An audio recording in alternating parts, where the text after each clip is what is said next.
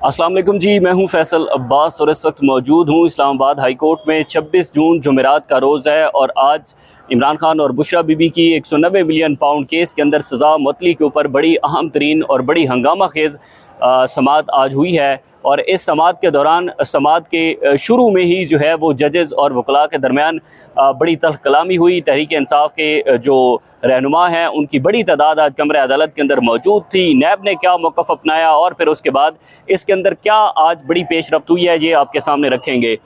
लेकिन इससे पहले एक तो हम देखते हैं कि जब भी इमरान खान और बुशरा बीबी की 190 मिलियन पाउंड केस की समाअत होती है तो तहरीक इंसाफ के बेसिकली जो पॉलिटिकल लोग हैं वो बड़ी तादाद यहाँ पर इस्लामाबाद हाई कोर्ट के अंदर पहुँचती है। ज़ाहिर है जब भी कोई सियासी केस होता है तो सियासी केस के अंदर दीगर जो सियासी लोग हैं उनकी बड़ी तादाद कमरे अदालत में भी आती है और इस्लामाबाद हाई कोर्ट के बाहर भी हम देखते रहे। इससे पहले मुतअद्दिद केसेस ऐसे हैं जो कि तहरीक इंसाफ से हट कर हमने देखा कि जब नवाज शरीफ की अल अज़ीज़िया और एवनफील्ड रेफरेंस के अंदर समातें होती थी तो बड़ी तादाद के अंदर लोग और उनके वर्कर्स, उनके टिकट होल्डर्स, MNAs, MPs बड़ी तादाद के अंदर पहुंचते थे। और इवन के हमने देखा कि जब नवाज शरीफ की एवनफील्ड और अल अज़ीज़िया रेफरेंस के अंदर केसेस की समाअत हाई कोर्ट का 2 रुकनी बेंच जब कर रहा था तो हम देखते थे कि कमरे अदालत के अंदर बाकायदा तौर पर नारे लगे थे, कमरे अदालत के अंदर वीडियोज़ बनती नहीं थी। लेकिन आज अचानक ऐसा क्या हुआ कि सरफराज डोगर साहब ने कहा कि जनाब अगर तहरीक इंसाफ के लोगों ने यही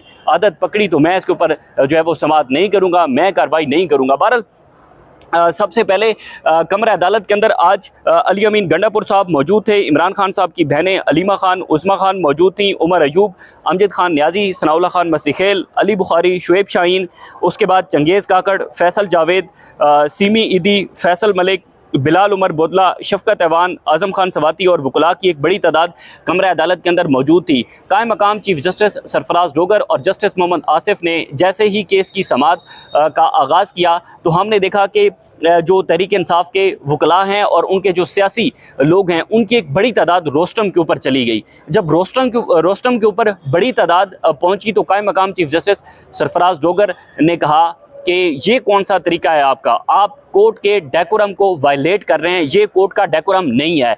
तो यूं जो सलमान सफदर साहब हैं उन्होंने कहा कि सर ये सियासी केस है और सियासी केसेस के अंदर ऐसा होता है। कायम मकाम चीफ जस्टिस सरफराज डोगर साहब ने कहा कि अगर यही तरीका आप लोगों ने अपनाए रखा तो मैं इस केस की समाअत नहीं करूंगा, मैं इस केस को एडजर्न कर दूंगा। तो यहाँ पर सलमान सफदर साहब ने अपने दीगर सियासी लोगों से और पीछे जितने भी वकला खड़े से उनसे सदा की कि आप जाकर जो है वो अपने सीटों के ऊपर बैठ जाएँ और रोस्टम के ऊपर जो रश है उसको कम कर दें। तो यूं जो सरफराज डोगर साहब थे, सरफराज डोगर साहब ने कहा कि आप अगर नहीं करेंगे ऐसा तो मैं इस केस की समाअत मुलतवी कर दूंगा। उसके बाद समाअत का आगाज़ हुआ। नैब के प्रोसिक्यूटर जो गुज़िश्ता रोज़ ही तैनात हुए वो आज इस्लामाबाद हाई कोर्ट के सामने जो 2 रुकनी बेंच के सामने पेश हुए। सलमान सफदर साहब ने सबसे पहले कहा जनाब कि हम बड़ी मुद्दतों और बड़ी मिन्नतों के बाद हमारा ये केस जो है वो समाअत के लिए मुकर्रर हुआ है। इसके अंदर सबसे पहले उन्होंने कहा कि जनाब बाकी लोग जितने भी हैं वो पीछे चले जाएं। सबसे पहले जो नैब के प्रोसिक्यूटर थे, नैब के प्रोसिक्यूटर साहब ने सबसे पहले कहा कि जनाब हाई कोर्ट के 2 रुकनी बेंच के सामने उन्होंने मौक़िफ़ अपनाया कि मैं गुज़िश्ता रोज़ ही अपॉइंट हुआ हूं तो मुझे इस केस की तैयारी के लिए वक्त दिया जाए। उन्होंने नैब के प्रोसिक्यूटर ने 4 हफ्ते का वक्त हाई कोर्ट के 2 रुकनी बेंच के सामने मांगा। उसके बाद उन्होंने कहा मैं कल ही स्पेशल प्रोसिक्यूटर तैनात किया गया हूँ, तैयारी के लिए मुझे वक्त दिया जाए। इसके बाद उन्होंने कहा कि तवील वॉल्यूम्स का केस है, तैयारी के लिए कम से कम 4 हफ्ते का मुझे वक्त चाहिए। नैब की जो बदनीयती है वो यहीं पर साबित होती है कि जब 5 जून को नैब को नोटिस जारी हो गए थे और फिर उसके बाद 11 जून को नैब ने कहा था कि हमने अपना स्पेशल प्रोसिक्यूटर तैनात करना है, तो क्या नैब ने समाअत से 1 रोज़ पहले ही अपना प्रोसिक्यूटर तैनात करना था? ये नैब की बदनीयती है जो कि आज हमें कमरा अदालत के अंदर नजर आई और उस पर जजेस ने एक सवाल भी नहीं किया। वैसे तो अब तक जितनी भी समातें हो चुकी हैं उन समातों के अंदर जो जस्टिस मोहम्मद आसिफ साहब हैं उन्होंने एक सवाल भी ना तो प्रोसिक्यूशन साइड से पूछा है और ना ही जो तहरीक इंसाफ के वकला हैं उनसे कोई एक सवाल भी अभी तक जस्टिस मोहम्मद आसिफ ने नहीं पूछा। लेकिन आज हैरान कुन तौर पर 2 रुकनी बेंच ने जो नैब है, नैब से ये नहीं पूछा कि अब आज के रोज़ तक जब हमने नोटिस किए थे तो इस नोटिस को तकरीबन 40 दिन का वक्त गुजर चुका है, और 40 दिन का वक्त गुजरने के बावजूद 11 जून को जब नैब को प्रोसिक्यूटर तैनात करने का कहा गया था, अभी तक नैब ने प्रोसिक्यूटर तैनात नहीं किया था और गुज़िश्ता रोज़ ही तैनात किया। ये उसकी सबसे पहली और सबसे वाज़ेह बदनीयती है। लेकिन 2 रुकनी बेंच ने कोई सवाल नहीं पूछा, नैब से कोई एक सवाल भी ना तो कायम मकाम चीफ जस्टिस सरफराज जोगर साहब ने और ना जस्टिस मोहम्मद आसिफ साहब ने पूछा। उसके बाद फिर कायम मकाम चीफ जस्टिस सरफराज जोगर साहब बोले, उन्होंने कहा कि आप अपने बंदों को कहें कि पीछे हट जाएं, क्या ये लोग मुझ पर प्रेशर डालना चाहते हैं? तो यूँ सलमान सफदर साहब ने कहा, सर ये सियासी केसेस हैं और इन सियासी केसेस के अंदर ऐसा होता रहता है, तो मैं इसकी जिम्मेदारी लेता हूँ, आइंदा ऐसा नहीं होगा। उसके बाद सलमान सफदर साहब ने दलाइल देना शुरू किए। सलमान सफदर साहब ने दलाइल के अंदर कहा कि जनाब सरदार मुजफ्फर अब्बासी की सरबराही में नैब ने प्रोसिक्यूशन टीम तैनात की थी, और उसके बाद उन्होंने कहा कि 5 जून को नैब प्रोसिक्यूटर राफे मकसूद ने कहा कि वो भी बहस नहीं करेंगे। उसके बाद उन्होंने कहा कि इस केस में खातून को भी सज़ा हुई है। उन्होंने हवाला दिया कि इमरान खान को 17 जून को जो है वो 14 साल की सज़ा हुई, जबकि बुशरा बीबी को इस केस के अंदर 7 साल सज़ा हो चुकी है। सलमान सफदर साहब ने कहा कि हमारी अदालतें ख़वातीन के हक़ के अंदर बड़ी हमें नॉर्मल दिखाई देती हैं, बड़ी पोलाइट दिखाई देती हैं, और कहीं ना कहीं पर ख़वातीन के लिए रिलीफ होता है। लेकिन 6 माह गुजर चुके हैं और इन 6 माह के अंदर जो खातून है वो अडयाला जेल के अंदर कैद है। इमरान खान का भी हवाला दिया गया, लेकिन सबसे पहले सलमान सफदर साहब ने बुशरा बीबी का जो मुकदमा है वो लड़ा, और बुशरा बीबी का जो आज से वो 6 माह इस केस के अंदर जेल के अंदर हैं, सबसे मामला वो उन्होंने अदालत के सामने रखा। उन्होंने कहा जनाब के ख़वातीन के आमतौर पर अदालतों से आमतौर पर सज़ा मुअत्तल हो जाती है, इस केस में भी खातून को सज़ा हुई है, गुजारिश है हमें अपना केस शुरू करने का मौका दिया जाए। उन्होंने कहा कि शफाफियत इसमें है कि मुझे मौका दें। यूँ जावेद अरशद एडवोकेट जो हैं उन्होंने कहा कि जनाब वो भी रोस्टम को बोलना शुरू हो गए। उन्होंने कहा कि जनाब मुझे भी मुनासिब मौका मिलना चाहिए। तो यूँ उन्होंने कहा कि मुझे मौका दें ताकि मैं पढ़कर इस केस के नोटिस लूँ और अपनी तैयारी करके इस केस के अंदर आऊँ। उसके बाद सलमान सफदर साहब ने कहा कि इस केस में डिप्टी प्रोसिक्यूटर जनरल नैब सरदार मुजफ्फर अब्बासी की यहाँ खड़े होने की गुंजाइश नहीं रही।